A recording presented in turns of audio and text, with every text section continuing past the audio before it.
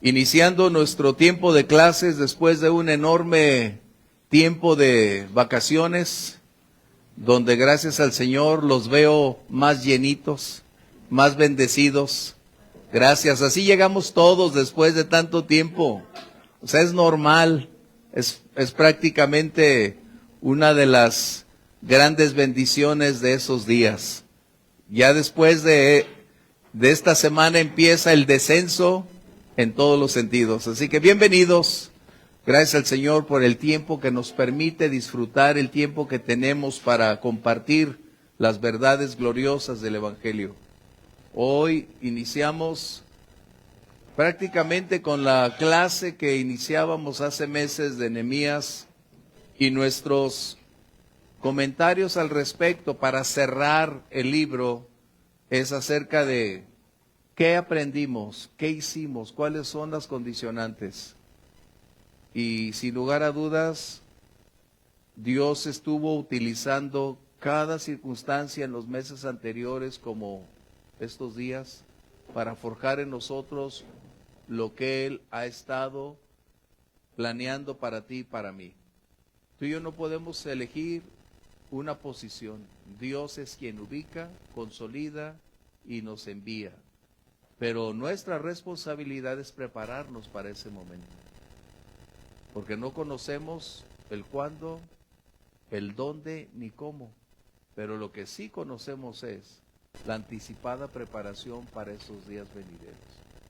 Y hoy estaremos concluyendo un resumen del capítulo 4, el capítulo 5 de Nehemías, y a la vez estaremos preparando el escenario acerca de qué nos deparan los próximos días, dónde nos ubicaremos, aquellas cosas que estaremos preparando para aprender, para estudiar y qué aportaría a nuestra vida. Así que bienvenidos todos ustedes, al igual que a través de las redes sociales. Nos gozamos hoy de iniciar nuestro tiempo. Bienvenidos, y vamos a tratar de ser objetivos, de retirar todos los distractores posibles y de esa manera enfocarnos. Sus teléfonos vamos a ponerlos en vibrador, por favor. Y nuestra oración, buscando la ayuda, la dirección, la presencia del Espíritu Santo en nuestra vida, porque no es la capacidad intelectual la que hace posible el estudio de la Biblia. Es la revelación del Señor a nuestra vida, también inundando nuestros pensamientos con las verdades eternas para poder comprender lo escrito, la trascendencia y aprender más de a quién servimos y pertenecemos. Tú y yo hemos venido estudiando estas clases de liderazgo, y esto no implica que todos llegaremos a una posición de liderazgo, pero todos desempeñamos una labor similar en el lugar donde nos desenvolvemos, porque tenemos personas a quien influir, a quien dirigir, a quien aconsejar, personas con quien podemos compartir lo recibido para conducirles por la senda correcta. Ese es el propósito del liderazgo. Recuerda, no es una posición de jerarquía, no es la búsqueda de una popularidad, es aprender a servir en el lugar donde estamos. Señor nos guíe. Vamos a orar, por favor, alguno de ustedes dirígenos para de esta manera iniciar nuestra clase. Cierra tus ojos. Padre, te damos gracias por esta noche, gracias por permitirnos, Señor, llegar hasta aquí, Señor, por tu bendición, Señor, de iniciar un nuevo año más, Señor, Gracias, en este estudio bíblico, Padre. Señor, sé tú, Padre mío, en todo, Señor, en cada clase, en cada enseñanza, Señor. Y hoy particularmente, Dios, pedimos de tu Espíritu Santo, Señor, para que sea quien nos instruya, dirija, revele, abra nuestro entendimiento y aún escudriñe nuestro corazón para aplicar lo que hoy, Señor, tú traes a la mesa, Padre. Gracias, Dios, por la vida de mis hermanos. Gracias por la vida de mi pastor, Señor, que ha preparado este tiempo, Señor, de estudio, Dios. Sé tú glorificado, mi Señor, en el nombre de Jesús. Amén. Vamos a abrir nuestra Biblia en Nehemías capítulo 4. Nehemías ha estado enfrentando una gran oposición como resultado de seguir, escuchar la voz directiva del Señor para trasladarse de un lugar de excelencia, de plenitud, de exuberancias, e ir a una misión importante, 4 meses de camino para llegar a una tierra desolada, donde se requería reiniciar todas las cosas, donde previamente Zorobabel, Josué habían estado iniciando la obra, posteriormente Esdras, el sacerdote, continuó, y ahora es el tiempo, el turno de Nehemías. Y cada uno de ellos tienen algo en común: ser guiados, dirigidos, establecidos y ubicados por Dios, capacitados por el Señor, pero también enfrentando oposición, enfrentando obstáculos, retos, necesidades, y sobre todo en un ámbito tanto interno de su gente, de su grupo, pudiéramos decir, de su congregación, como del entorno social a su alrededor. Y este capítulo 4 tiene cosas muy interesantes, porque cuando viene la oposición, la obra del Señor parece sufrir estragos, y tratamos de enfrentar la oposición descuidando el avance, el progreso de la obra. Y eso es algo que necesitamos recordar. ¿Cuál es el tema que estamos tocando? Liderazgo. Y una de las principales funciones del liderazgo es no perder de vista cuál es la misión encomendada. Se tiene la necesidad de enfrentar retos, obstáculos, necesidades, oposición, sí, pero sin disminuir ni postergar la obra a la cual somos llamados. Esto obviamente generará un desgaste, generará un tiempo de maximizarse por completo todos los recursos como una condición de ser exhaustivo. Pero recordemos, la medida de nuestra necesidad será la capacidad provista por Dios para hacer la obra. Si nosotros nos enfocamos correctamente en hacer la obra, el Señor respaldará, actuará y nos fortalecerá para seguir adelante. Y es donde nosotros necesitamos ser muy cuidadosos a este respecto. ¿Por qué? Porque va a enfrentar todo cuanto las personas dentro y fuera de su entorno van a traer, todo lo que tienen a su alcance. Y un aspecto preponderante en la vida de liderazgo, como es en toda persona que está en una posición, o podemos decir de todo creyente, es la crítica. Esta es una de las más desgastantes condiciones. Es uno de los recursos más viles que existe, porque en ocasiones no es frontal, es subterránea. Es donde se reúnen 2 o 3, no para orar, sino para criticar. ¿Ok? Esto es muy importante. Tú y yo no podemos evitar personas. Tú y yo no tenemos la capacidad de cerrar sus labios. No tenemos ni el derecho, ni tampoco la autoridad para censurar esa condición. Toda persona tiene la libertad de elegir, decidir, actuar y hablar. Pero lo que sí tenemos que tener mucho cuidado es cómo accionamos con la crítica. Y una de las grandes oportunidades para revelar nuestra madurez, desarrollo, crecimiento, será cómo reaccionamos ante la crítica. Si una persona, tratando de querer ser un líder, su respuesta a la crítica es contraria a la condición esperada, no está todavía capacitado para ubicarse dentro de un contexto de liderazgo. Eso es obvio. Y nunca se les vaya a ocurrir llevar a alguien que no sepa cómo manejar esa situación. Es importantísimo. ¿Por qué? Porque tratamos de hacer de la crítica entonces nuestra prioridad, y es el conflicto. Así que nuestra capacidad de escuchar o de tener una crítica frontal, la medida de tu reacción va a determinar tu madurez espiritual. ¿Por qué? Porque es un atentado directo al sentimiento, a la emoción. Y es donde la gran mayoría de personas que están en posiciones o quieren llegar a una posición, lo que más lastima es su sentir, su emoción, en vez de tener otra postura de saber evaluar, de saber cómo mantener su posición antes de una reacción que constituya en un conflicto que se derive en una situación donde las personas sean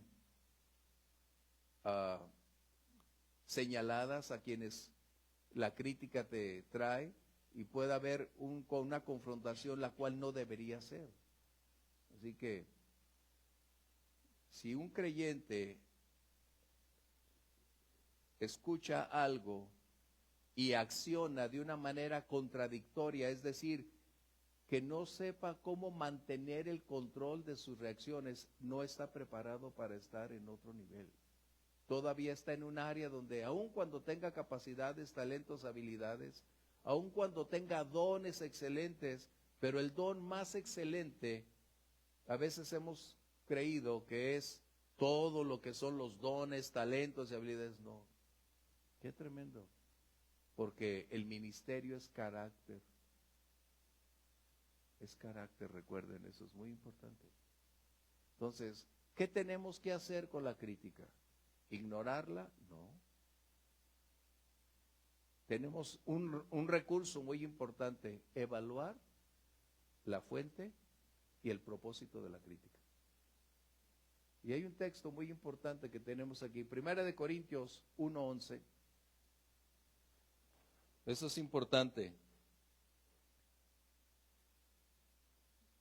Miren, a veces ustedes pueden darse cuenta cómo algunos políticos, cuando principalmente están televisando sus momentos, cuando tratan de llegar a una posición gubernamental, política, X, ellos están frente a frente ante millones de espectadores, ya sea presentes o a través de los canales mediáticos, y están tirándose con todo, señalando, hablando, diciendo, y aun cuando dentro de ellos estén con un alto grado de enojo, mantienen una posición que define todas las cosas. Y esto es lo que estamos hablando. Si tú no tienes la capacidad de manejar la crisis, no estás listo para estar en esa posición. ¿Vamos bien? Si no eres capaz de mantener el control de ti mismo cuando una crítica frontal está frente a ti, no estás listo para el servicio. Eso subráyelo y colóquelo con letras rojas. Porque podemos tener, reitero, dones, talentos, capacidades, pero si no somos dueños de nosotros mismos, no estás listo para estar ahí. Vamos a leer 1 Corintios 1:11. Porque he sido informado acerca de vosotros, hermanos míos, por los de Cloé, que hay entre vosotros contiendas. O sea, no es nada nuevo lo que sucede dentro de un contexto congregacional. El problema es cómo manejar el contexto. Mencioné que hay que evaluar la fuente. ¿Quién es? Si es creíble, si tiene credibilidad, si no es una persona digna, si es una persona honorable que tiene testimonio en este caso, si es alguien que ha pagado un precio de mantenerse en una integridad y en una honestidad. Porque si no tiene estas características, no es valiosa su crítica. Eso necesitamos subrayarlo, puntualizarlo. Pero a la vez, el siguiente punto, ¿cuál es el propósito de su crítica? Cuando tenemos una crítica propositiva, constructiva, qué agradable. Porque no solo señala, sino aporta. Porque no solo descubre, sino ayuda para solventar y solucionar las cosas que tenemos.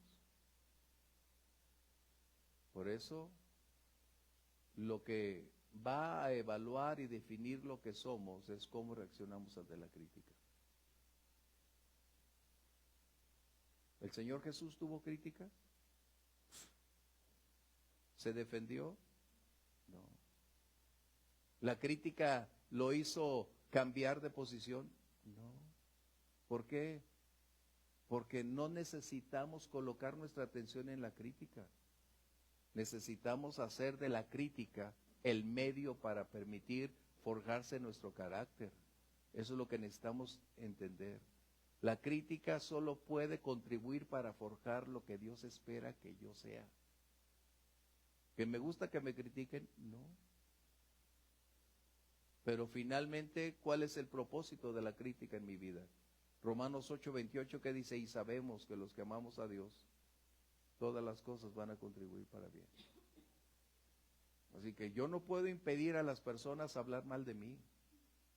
No puedo impedir a las personas tener un sentimiento contrario a mi vida. No puedo impedir que las personas se reúnan 2 o 3 para criticar.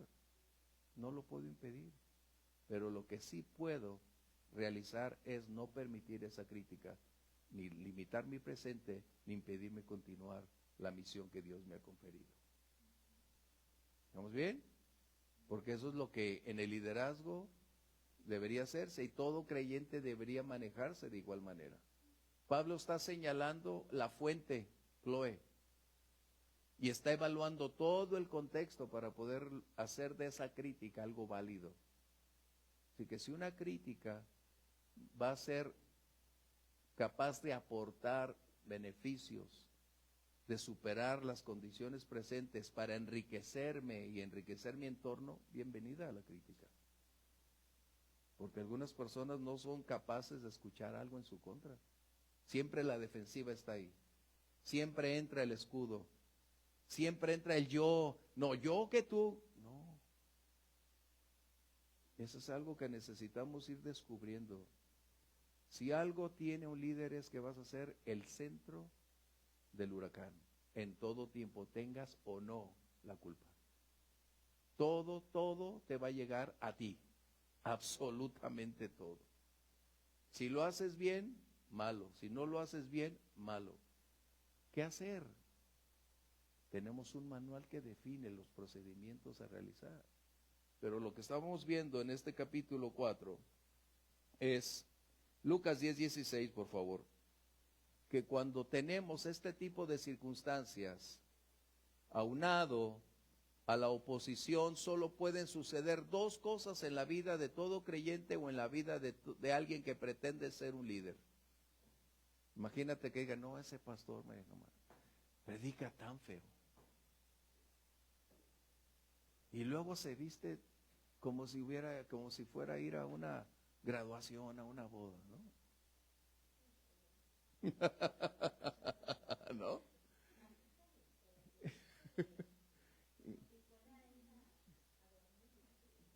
Imagínate, o sea, todas esas críticas, y yo tuviera que decir: ay, pues ahora les voy a predicar duro para que se les quite. No.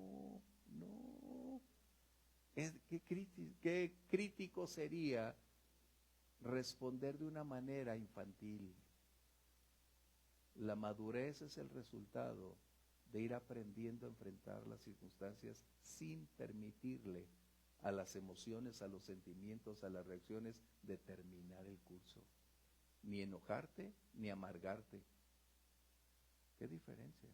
Por eso mencioné al principio, la crítica es donde 2 o 3 se reúnen en lo oscurito para hablar de ti, para hablar de mí. Qué sencillo está eso, ¿verdad? Pero ¿qué sucede entonces? Estamos hablando que solo 2 cosas podrán suceder. Vamos a ver Lucas 10:16, por favor.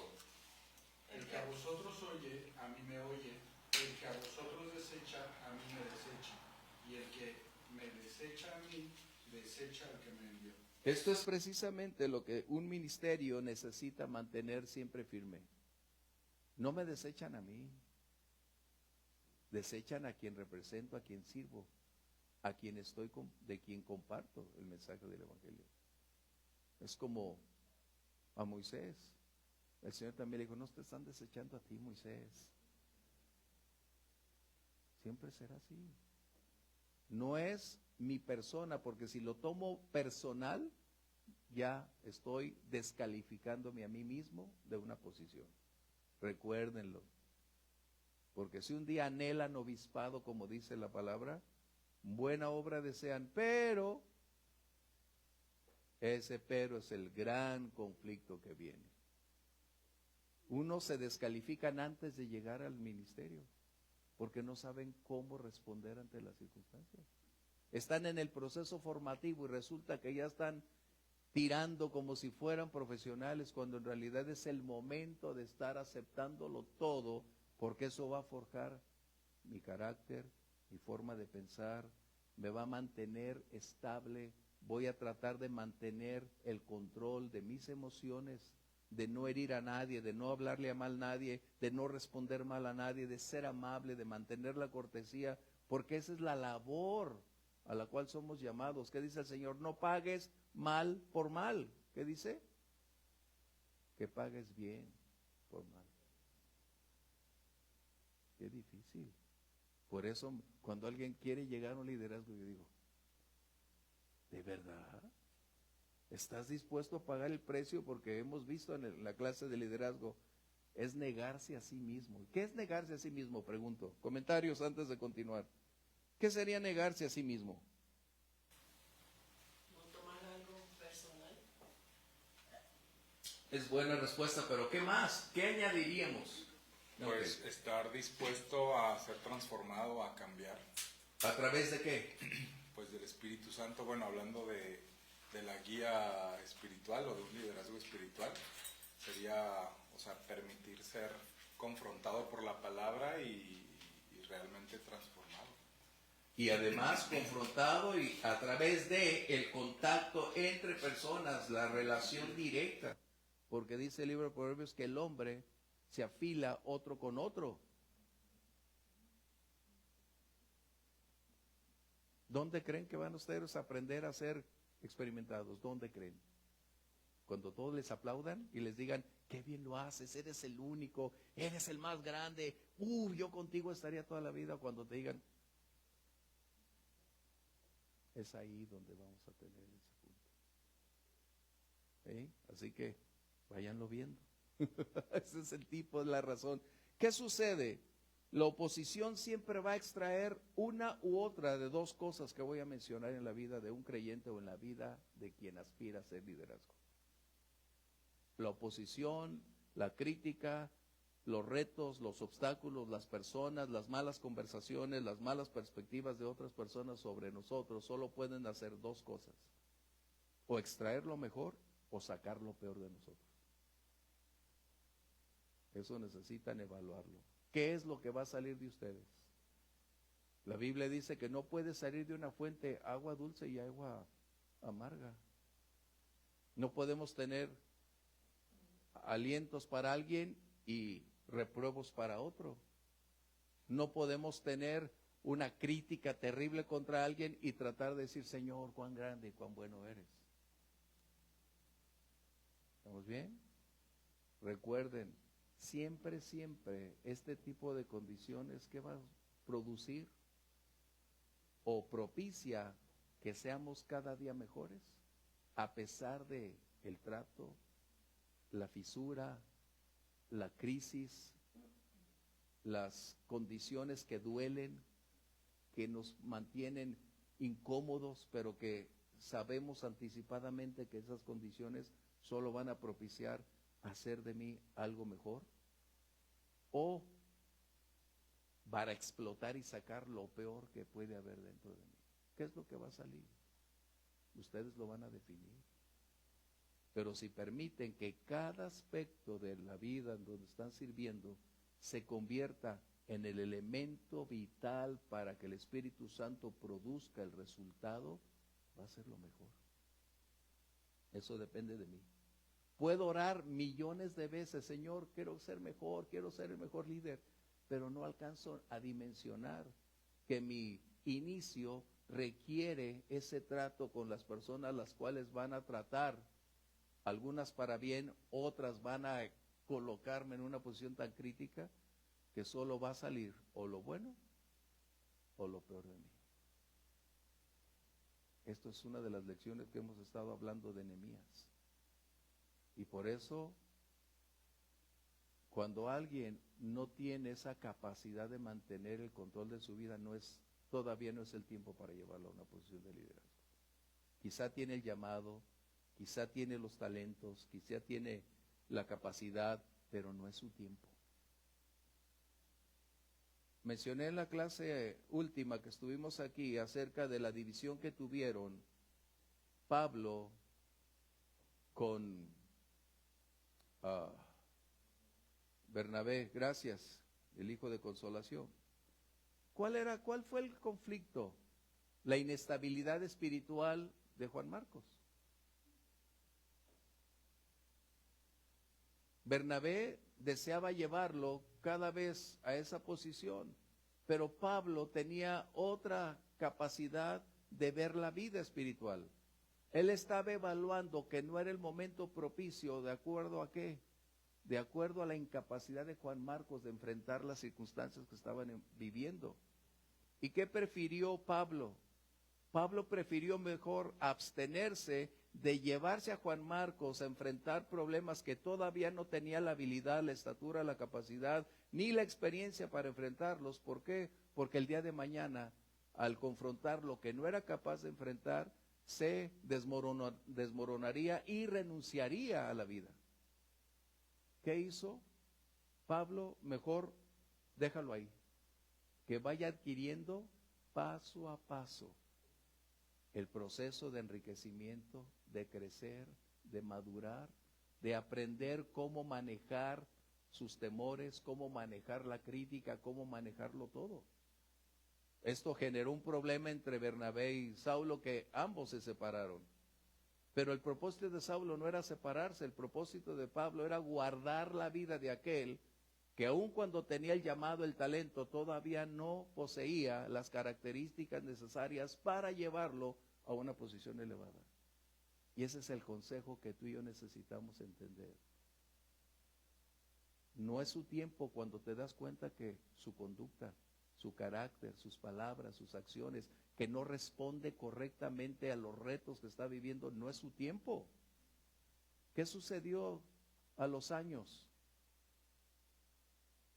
Saulo dice a Timoteo, tráete a Juan Marcos, porque ahora su tiempo, su madurez, su espiritualidad, su ascenso, su desarrollo, hoy nos es necesario. Tráelo. ¿Te das cuenta? ¿Qué prefirió Pablo? ¿Forzar a un hombre a crecer o esperar el tiempo guardándolo para que cuando fuera su tiempo fuera de utilidad? Esto es algo que tú y yo necesitamos aprender.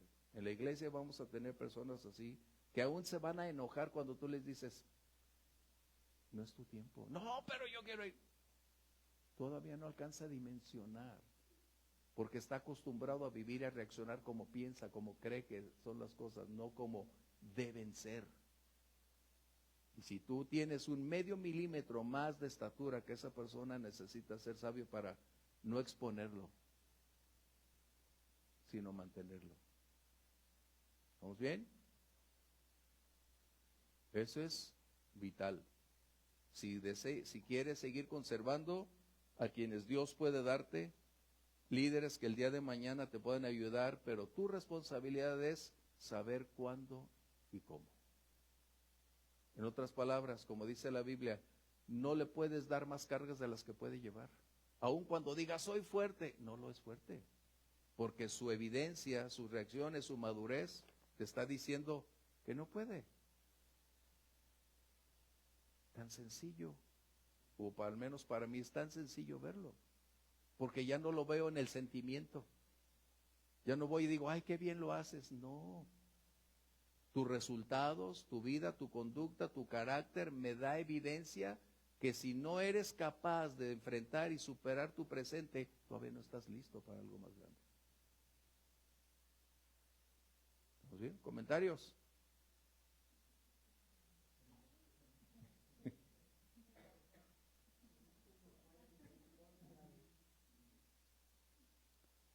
¿Vamos bien hasta aquí? En el mismo capítulo, en los versos 10 al 23, el tema fue superando los obstáculos.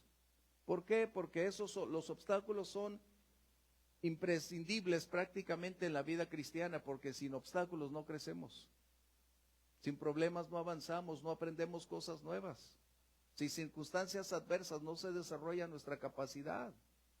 Y tenemos que darnos cuenta que todas esas condicionantes van a formar parte de nuestro crecimiento, de nuestra madurez. Todos esos circunstancias y momentos que vamos a vivir. Pero también hay algo que necesitamos darnos cuenta. A veces pensamos que solo los conflictos proceden de un ámbito externo. Permíteme decirte, en una congregación, en una iglesia, el enemigo no es el adversario número uno. Los enemigos número uno son los que están dentro de la congregación, con todas sus posturas, posiciones. Estoy en rebeldía, en desagrado, en inconformidad, en negligencia, en rechazo. Eso es lo que Pablo, si tú ves el capítulo 12 de Segunda de Corintios, vas a encontrar en los últimos versículos que Pablo está mencionando todas esas contiendas y conflictos. En el verso 20 específicamente, 20 al 22 lo vas a encontrar. ¿Y quién fue el pastor de la iglesia? Pablo. Esto quiere decir que no es cuestión de liderazgo, es cuestión de la falta de madurez de quien está sirviendo para estar ahí. Wow. Es lo que tenemos que darnos cuenta. ¿Por qué? Porque así es la naturaleza humana, aun cuando ha sido transformada, todavía la antigua naturaleza tiene acceso a nuestra vida, a nuestras decisiones, a nuestras posturas. Y qué interesante. Bueno, si lo tienes, vamos a verlo. 2 Corintios 12, y vamos a encontrar, creo que es el verso 20. Estoy en lo correcto, si fui a la escuela. Así que les he reiterado, apréndanse la Biblia, por favor. Apréndanse las escrituras. Porque de otra manera vamos a estar en concreto. Sí, Gaby. Berta tiene un comentario. Sí. Respecto a todo lo que ha sucedido, dice que es una persona honorable que tenga peso su opinión. Respecto A la crítica, sí, ¿verdad? que debe ser muy ecuánime. Y respecto a agregarse uno mismo, dice al último yo. Y sin obstáculos no hay aprendizaje. Gracias, Berta. Efectivamente, gracias por tus comentarios. Eso es verdad. Que necesita ser una persona creíble, manteniendo esa integridad. Sí, 1 Corintios 12, 20. ¿Qué dice?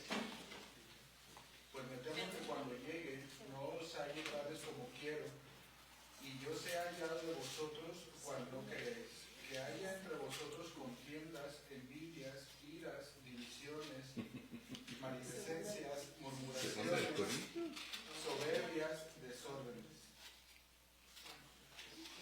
A ver, cualquier parecido, dice Gaby, con la vida real en toda congregación. ¿Qué sucede? ¿Deberían estar esos conflictos en una congregación? No, porque se espera que nacimos de nuevo. Se espera que debe existir una transparencia, una claridad, donde todas esas posturas deberían eliminarse, erradicarse, porque la nueva naturaleza son los frutos, o es el fruto del Espíritu, y sería los dones en acción.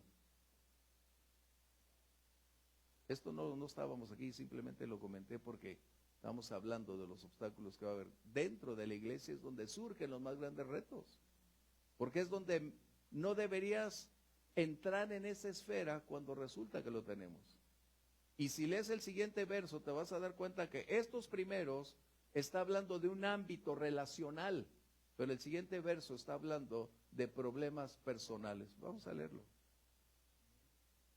El siguiente.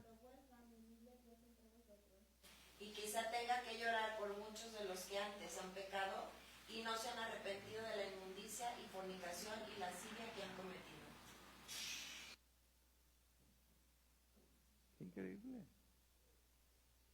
Pero vean la actitud de Pablo, tenga que llorar por aquellos.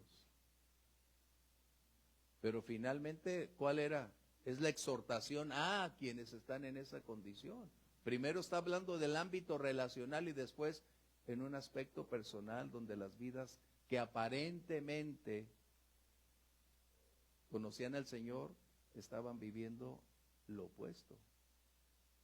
Así que los obstáculos siempre o problemas van a estar en dos frentes. Internamente, que son los que estamos hablando, y externamente.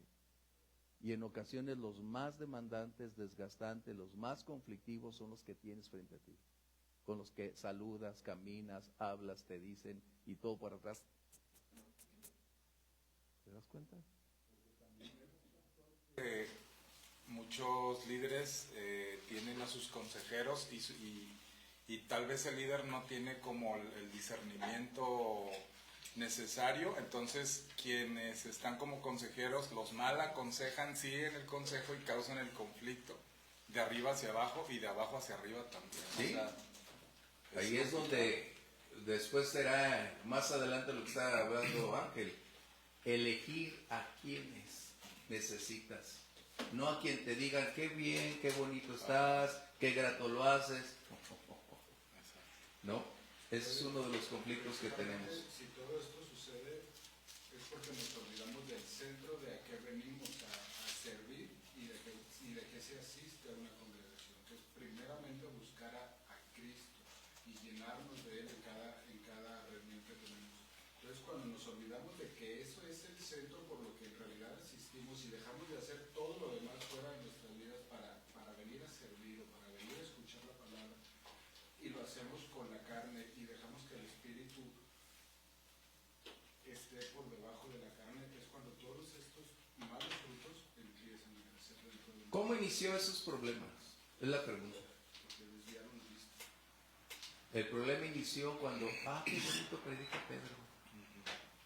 Ay, no, qué bonito predica este hermano. Fue haber tomado partido. ¿Y eso qué son de más palabras y más personas? Es porque se unen. ¿Qué les he dicho? Ten cuidado con las amistades, con quien te sientas, lo que hablas y con quién hablas.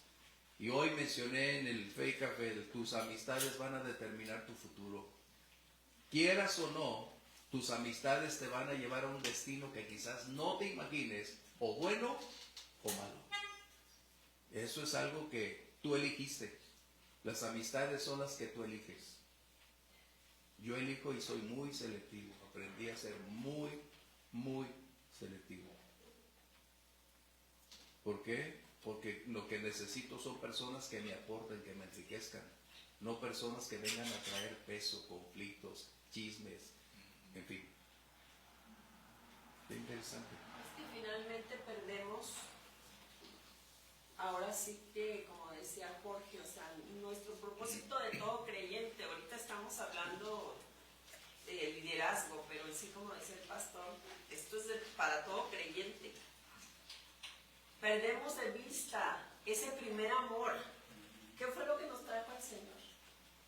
El hecho de sentirnos amados y ver cómo Él está mostrándonos su amor, porque es eso, o sea, no es, está bien, uno le comparte a la persona, pero la persona en su relación va viendo cómo el Señor, y mientras que está eso, no hay nada que nos aparte, pero luego empezamos a poner la vista en uno, en otro, a hacer comparaciones, a hacer que tiene más años que yo, y mira cómo vive, o mira cómo es, o sea, perdemos de vista, que fue lo que Nehemías no hizo. Nehemías dijo, esto impactó mi vida al ver el dolor que sintió por los que se habían quedado cautivos y etcétera, y él no quitó el propósito, simplemente no lo perdió, a pesar de las críticas, porque aquí en el verso 3, aquí cuando dice en el 4:3 que escuchaba que decían estos débiles judíos se les permitirá, etcétera, pero luego dice en el 3 en el 4 dice, oye, oh Dios nuestro, que somos objeto de su menosprecio, y vuelve el baldón de ellos. El baldón significa crítica o insulto, o sea, estaban recibiendo. Y él no dijo, pues ahora a esto les voy a hacer. Él fue al Señor y le dijo, Señor, pues si tú no los detienes, si tú no los callas, si tú no, o sea, es lo que tiene que hacer un líder. No es como dice el pastor, lo vas a ir a enfrentar, le vas a decir sus verdades. Él fue al Señor y le dijo, Señor, mira sus insultos, mira, eso es lo que... Pero además de eso, no guardó, Y no guardó tampoco. no le guardó sus cartitas para un buen día después. No se las guardó y le dijo, el día que te vea verás lo que te tengo guardado. Recuerden, si algo un líder debe tener es aprender a perdonar y olvidar. Mientras tú no tengas ese sentir, despídete del liderazgo, no puedes estar todavía ahí. Porque si algo vas a sentir, todos los días va a ser parte de tu vida eso. No, aparte de eso te causa dolor. No, claro. O sea, a ti primeramente. Y a lo mejor la otra persona ni siquiera... No te descalifica. Ni siquiera te toma en cuenta, o ni siquiera se ha dado cuenta. ¿Y quién perdió de vista? Eso estamos hablando en esa clase. Sí, va, tú esa misión. Y luego ahorita que dice, se nos olvida también algo que el Señor nos mandó a hacer, que es amar al prójimo. Exacto. Y aún por sobre todo eso, nosotros, como el pastor nos recordaba, fuimos atraídos con amor hacia el Señor. Y el Señor nos pide que amar. Y obviamente va a poner situaciones en las que no va a ser sencillo crecer en lo que significa amar a alguien. Cuando todo es de que, pues me tratan bien, siempre están de mi lado, no me dicen nada. Cuando alguien viene y Dios me dice, ¿no?, que aún trae un insulto, Dios, seguramente si voy a oración, Dios no me va a dejar que yo tenga ese sentimiento en contra de mi hermano. Entonces va a decir, recuerda que yo te amé y tú tienes que amar. Miren, es tan sencillo. Cuando eres la primera o el primero en la familia, toda la atención está sobre ese pequeño o esa pequeña.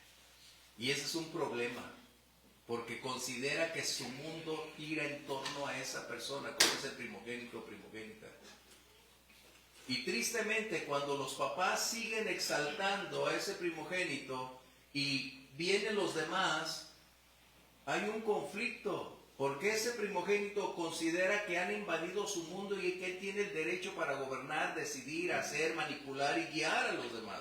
Y cuando no se hace conforme a ese primogénito, todo está mal. Se vuelve un caos. Ese es un problema. O sea, ese es un conflicto que se tiene en todos los hogares. ¿Por qué? Porque aprendes a ser papá con el primogénito, pero el conflicto es que estás generando un conflicto mayúsculo. ¿Y quién es el primogénito? No digo que el 100%, no. En la mayoría de las ocasiones es eso. Tenemos un conflicto. ¿Qué hacer? Crezco con hermanos. Yo les pregunto, ¿crecieron con hermanos? Los hermanos no se escogen. Llegan porque llegan. Feos, gordos, como lleguen. Prietos, guapos, como lleguen. Y ya por eso están peleados de por vida. La pregunta es lo que estabas diciendo tú. Es igual en la iglesia. Llegan los hermanos. Yo no puedo elegir cómo lleguen mis hermanos. Gracias a Dios yo fui más pequeño. Gracias a Dios. Pobres de mis hermanos que se aguantaron que yo naciera. Pero al final, todos convivimos. Aprendes a superar tus diferencias. Aprendes a amarles con sus cualidades y con sus defectos. Empiezas a valorarles por sus logros o derrotas. O sea, formas parte o él forma parte de tu vida de tal manera que le amas por encima de cualquier circunstancia. Sí, tú lo sabes. El liderazgo, y se nos olvida, y es algo muy clave que el Señor Jesús dejó, es negarse a uno mismo. Eso es hacer tus ojos de lado, es dejar de querer ser el primero para venir a ser el que va a ser el último. Así es. Mientras no aprendamos a manejar eso, no somos aptos para el ministerio. Esto es, no tengo por qué competir con alguien más, sino conmigo mismo, con lo que Dios está haciendo conmigo. Es apoyar y ayudar a otros a desarrollar lo que Dios tiene para cada uno de ellos y entender que yo tengo un llamado y un lugar, ¿no? Y aprender a estar sujetos dentro de la voluntad de Dios. Negarme a mí mismo también es reconocer la autoridad que Dios ha puesto en mi vida. Y yo puedo tener una opinión, pero hay una cabeza, y esa cabeza es a la que Dios le ha conferido la autoridad.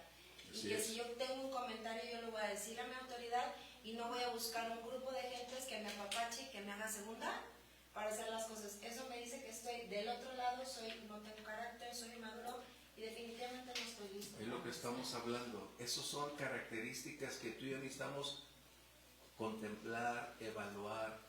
No son aspectos que se notan cuando llenas un currículum. Son aspectos que se revelan en el trato, en medio de las circunstancias. Son aspectos, como yo siempre les digo, yo siempre estoy en todo menos ya saben dónde, ¿no?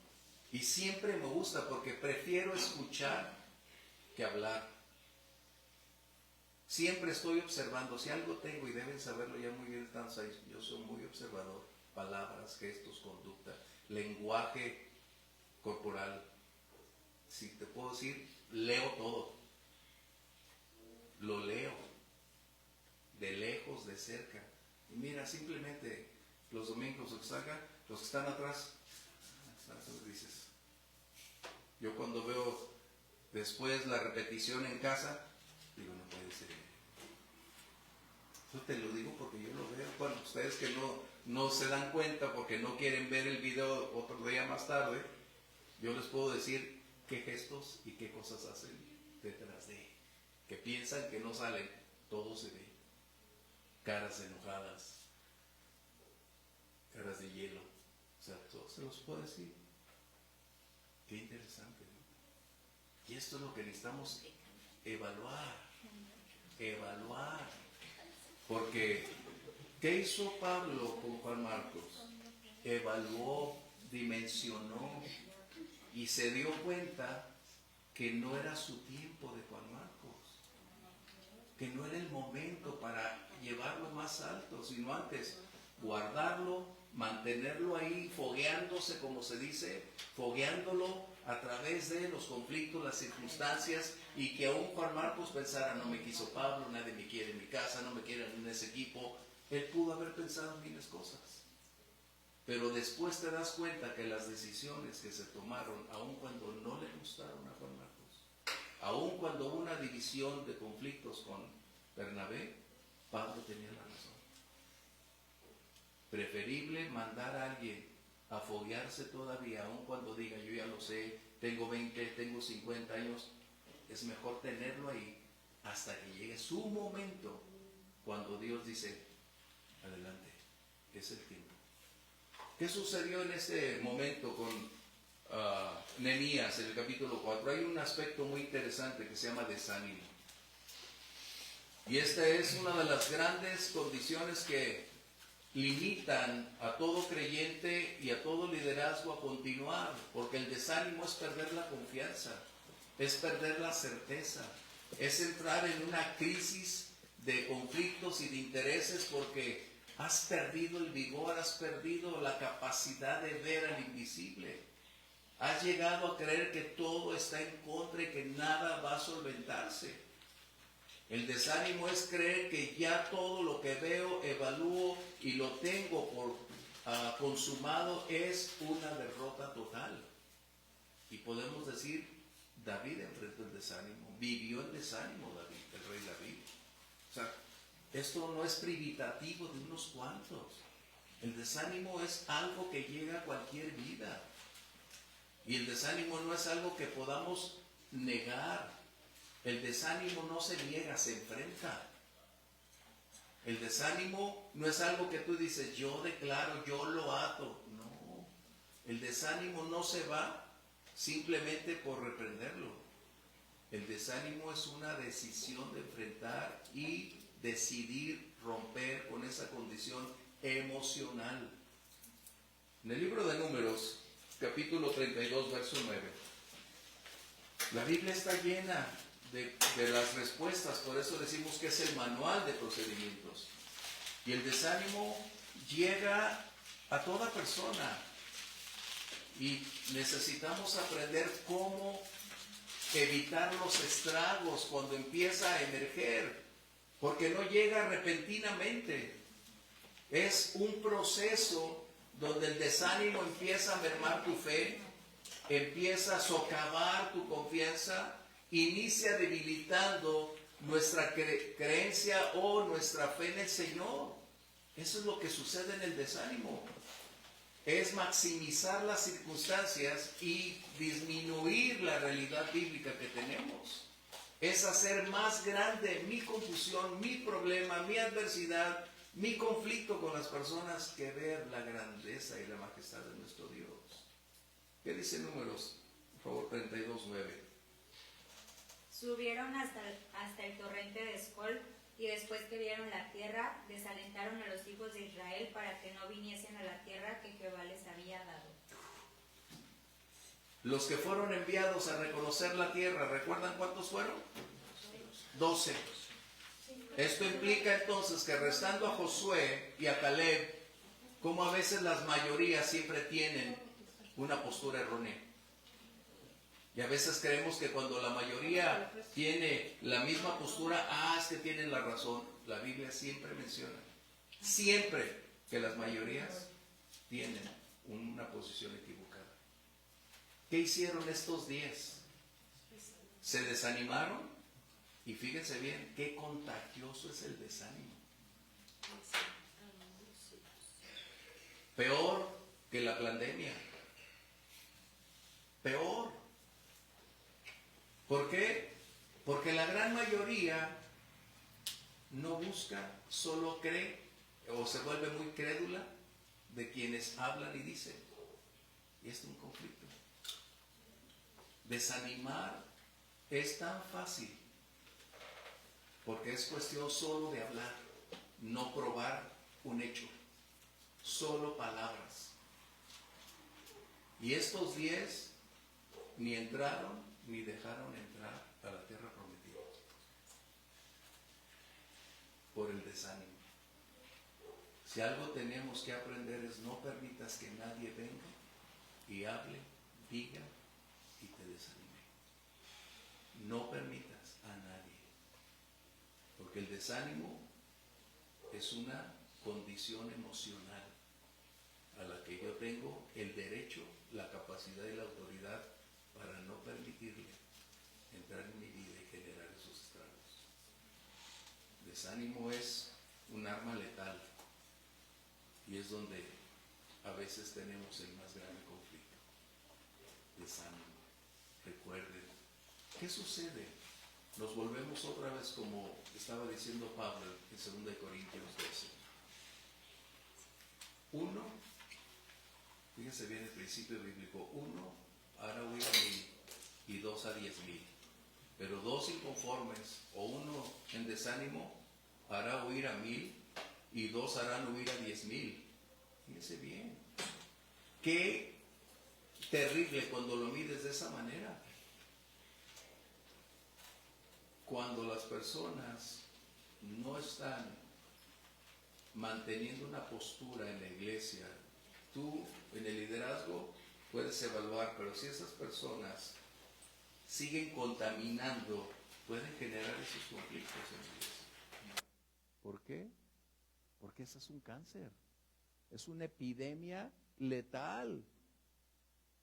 Y en ocasiones te das cuenta cuando ya es muy grande el conflicto.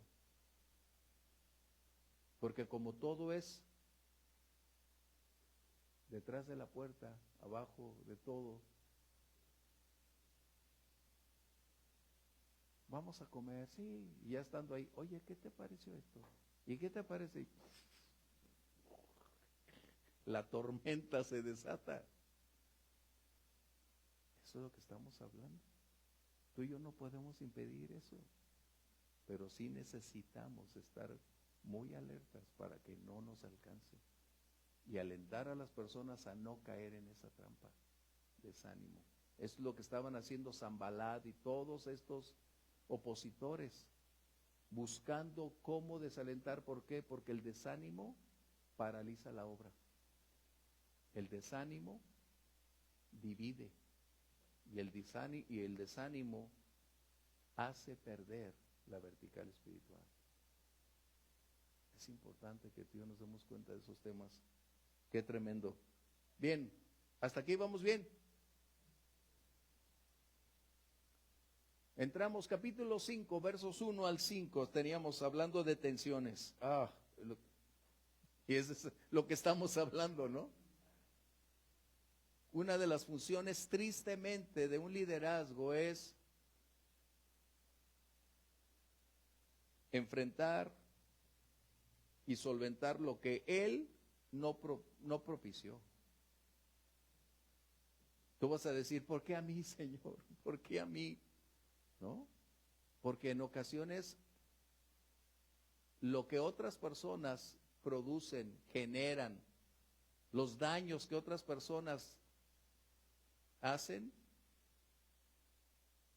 el líder tiene la función de ir, corregir, solventar y superar esas circunstancias. Qué bueno sería que los que generan el mal hicieran lo opuesto, restauraran, solventaran, pero la mayoría no es así. Aun cuando tenemos Mateo 18, si tuvieras algo contra tu hermano, pues no, van y le dicen al altar, sabes, tengo cosas contra mi hermano, ¿cómo ves? Ayúdame para ir en su contra.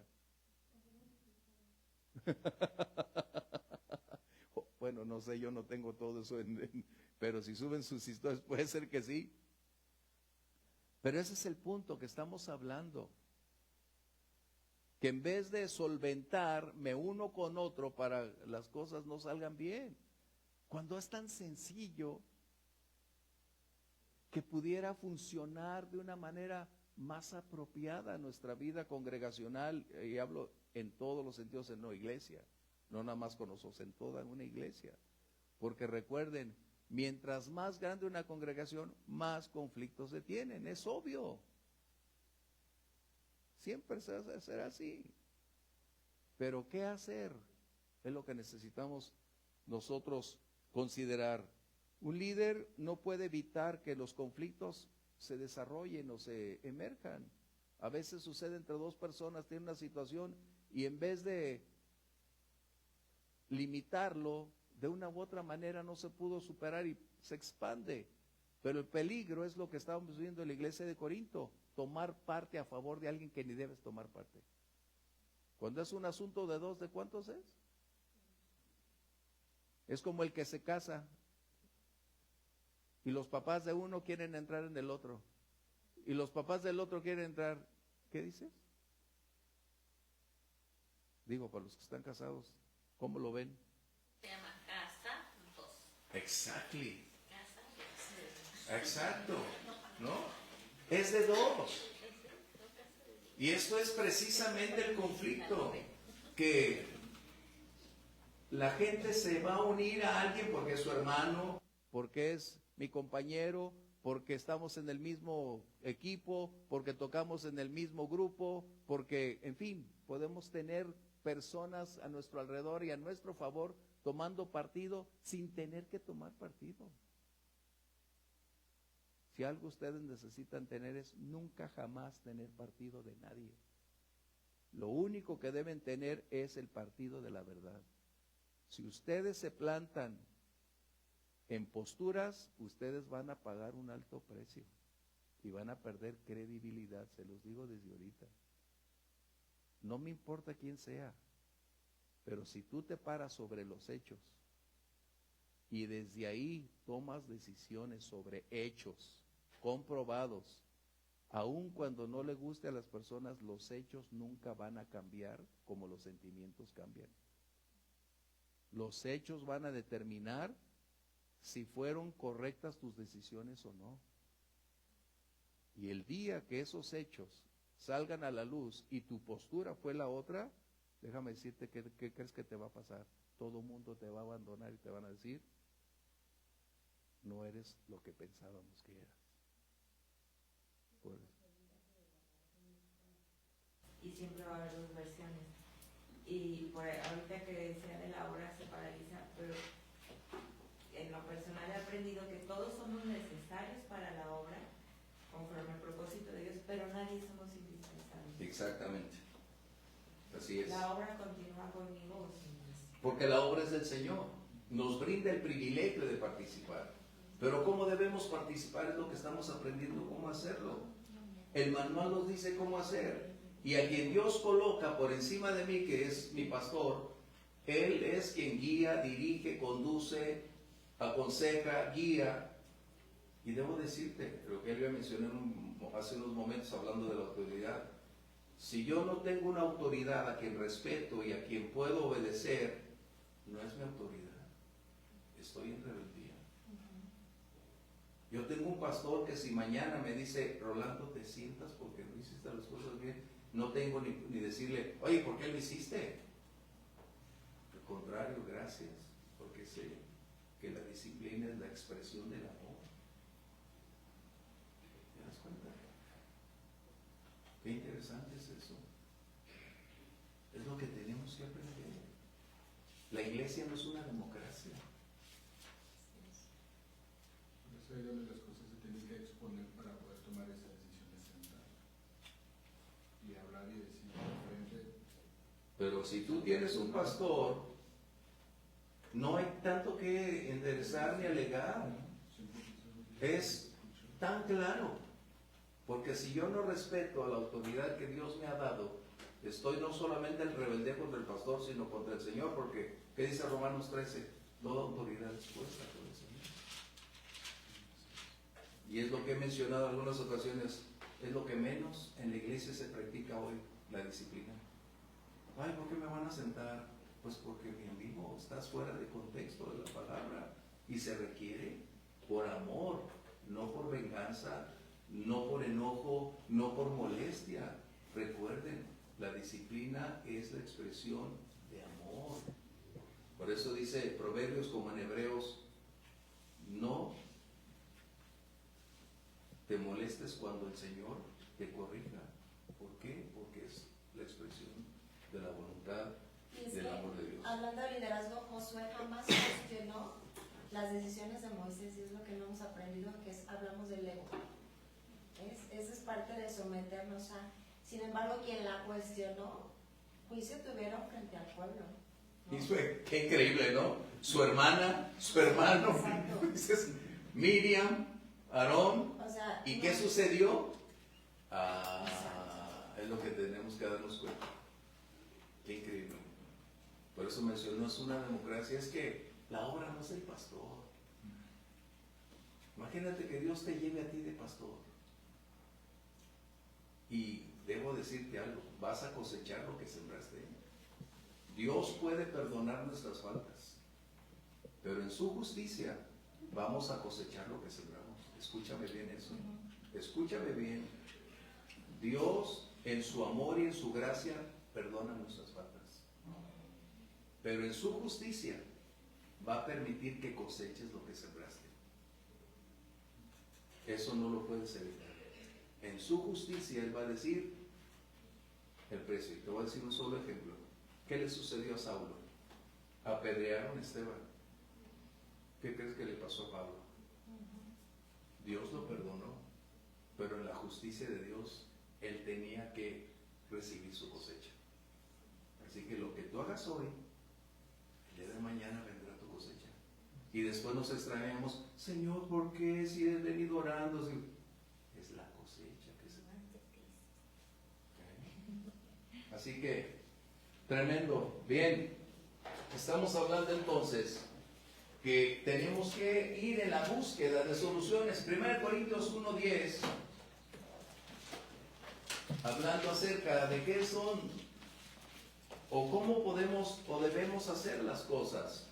Recuerden, no es nuestra postura, no es nuestra habilidad de ser intermediarios, de mediar para solventar. Es el manual de procedimientos bíblicos que nos descubre cómo debemos accionar. 1 Corintios 1:10 y otro que tenga ese mismo 6, capítulo 6, versos 7 y 8, por favor, el tiempo nos gana. Os ruego pues, hermanos, por el nombre de nuestro Señor Jesucristo, que habléis todos una misma cosa y que no haya entre vosotros divisiones, sino que estéis perfectamente unidos en una misma mente y en un mismo parecer. ¿Qué está sucediendo? Pablo está diciéndole a la iglesia que él fundó. Recuerden, Pablo fue el pastor por 18 meses. Él conocía a su gente, él conocía, como dijeran en el ámbito coloquial, ¿de qué pata coge a cada uno? Un pastor conoce muy bien a sus ovejas, permíteme decirlo. Y si algo se tiene es que conoces a las ovejas. Y si no las conoces tienes un problema porque no eres el pastor. Pero tú conoces a las ovejas. Y algo Pablo tenía. Está diciendo cuál es el punto solvente de sus situaciones. Vivamos de la manera establecida. Capítulo 6, 7 al 8. Así que, por cierto, es ya una falta en vosotros que tengáis pleitos entre vosotros mismos. ¿Por qué no sufrís más bien el agravio? ¿Por qué no sufrís más bien el ser defraudados? Pero vosotros cometéis el agravio y defraudáis, y esto los hermanos. ¡Qué tremendo! Pero hoy se hacen las víctimas. En vez de decir, ¿sabes qué? Aún si yo soy el agraviado, en el nombre del Señor, te libero, me libero y vamos adelante. Hace años tuvimos una reunión con unos pastores y fue precisamente para solventar una situación entre varios pastores. Y déjame decirte, no es diferente a lo de la congregación con miembros de la iglesia, no es diferente. ¿Por qué? Porque el punto se da en ámbitos donde la falta de interés, de comunicación, circunstancias que generan conflictos. Y estábamos hablando sobre lo agraviado, los que se sentían agraviados, y estaba fuerte el conflicto. Y pareciera que era más defender una posición que tratar de arreglar el asunto. Tú me hiciste, tú me dejaste en ridículo, y tú dijiste estas palabras, y tú me moviste. Eran cosas como esas.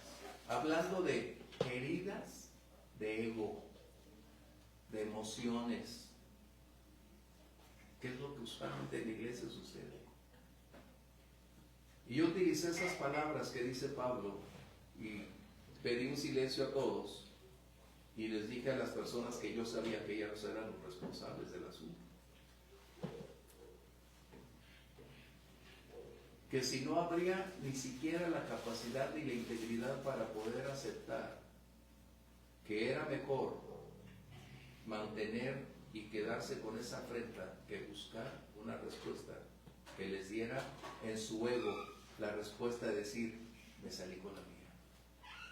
¿Y sabes qué dijo el pastor? ¿O los dos estaban ahí? No lo aceptaron.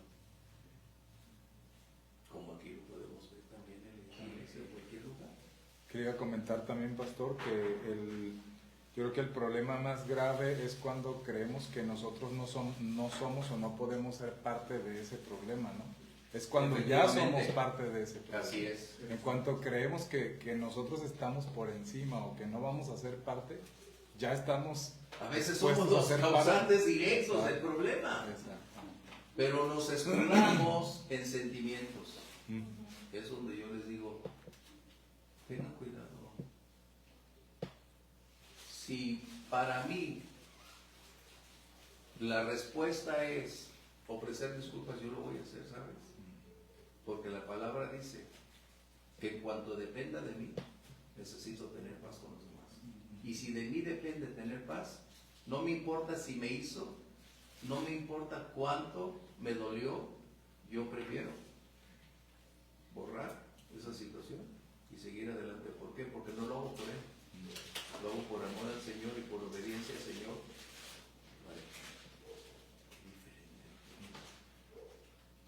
Así que, como dice Pablo, no hay nadie quien mejor acepte la afrenta y diga, aquí se acabó todo. Perdóname, soy el villano, te ofrezco disculpas. Vamos a ver. Qué diferencia. ¿Cuál leímos? ¿6, 7 al 8? Sí. Ok, pues yo creo que estamos ya justo por terminar. Así que vamos a dar gracias. ¿Por qué? recuerden, no nos deberíamos mover como lo está haciendo hoy un señor que fue pastor, que hoy tiene una gran cantidad de seguidores hablando de cursos de liderazgo. Porque si digo su nombre no se enoja, pero es americano. Que él aprovechó algunas palabras para hacer hoy su negocio de ser un liderazgo abierto a todo el mundo, cuando en realidad no debería haberlo hecho. Pero el liderazgo que tú y yo estamos estudiando es en relación con los principios bíblicos. Es la verdad a la cual somos llamados y la trascendente, porque las culturas cambian, los tiempos se alteran, pero la palabra de Dios es permanente. Y un liderazgo bíblico siempre va a ser responsable, porque está llamado no a una posición jerárquica, no a extraer ni buscar popularidad, ni tener seguidores, ni buscar tener simpatía con los demás. El siervo es quien realiza la labor de dar lo que ha recibido y servir a los demás por amor y gratitud al Señor, sin esperar nada a cambio. De esta manera, el modelo que el Señor Jesús nos mostró es la de un siervo. Esto es lo que tú y yo necesitamos hacer. Y un siervo, hablando en los tiempos del Señor, no tenía derechos de nada, ni de su propia voluntad. Por eso el Señor Jesús decía, niéguese a sí mismo. Porque un siervo en esos tiempos fue comprado, como tú y yo somos comprados por la sangre de Cristo. No tenía ninguna capacidad de elegir absolutamente ni qué hacer ni cómo vestir. Era una pertenencia de quien lo compró. Y un siervo tenía la única responsabilidad de hacer lo que su amo demandaba. Hoy tú y yo tenemos la gran libertad porque el Señor nos ha dado la capacidad de elegir. Y el modelo es ser lo que esos siervos eran. Pablo en 1 Corintios, no lo voy a mencionar ahorita porque se nos va a ir. Pablo está hablando de un siervo, y en ese ámbito de Pablo está hablando de ser un remero, y esos barcos tenían 3 niveles, y él era de los que estaban en el punto más abajo, donde era la mayor fuerza a ejercitarse. Un siervo, eso es lo que es el líder que Dios llama servir, superando críticas, superando adversidades, superando retos, superando necesidades, superando cualquier agravio. Porque un líder refleja el carácter de Cristo. Y si tú y yo no tenemos esas capacidades, no podemos estar al frente. No podemos estar al frente. Mientras sigamos, es mi derecho, me hizo, me afrentó, me dio, en cuanto dependa de ti, en paz. Y se acaba todo, absolutamente. Como es el modelo del perdón del Señor. Perdonar y olvidar. Y olvidar es borrarlo de tu vida. Completa, total e incondicionalmente. Eso es lo que necesitamos aprender. Yo no puedo servir si tengo algo contra alguien porque va a impedirme seguir adelante. Así que vamos concluyendo, vamos a orar para despedirnos y de esa manera concluyemos. ¿Alguno de ustedes puede orar para despedirnos?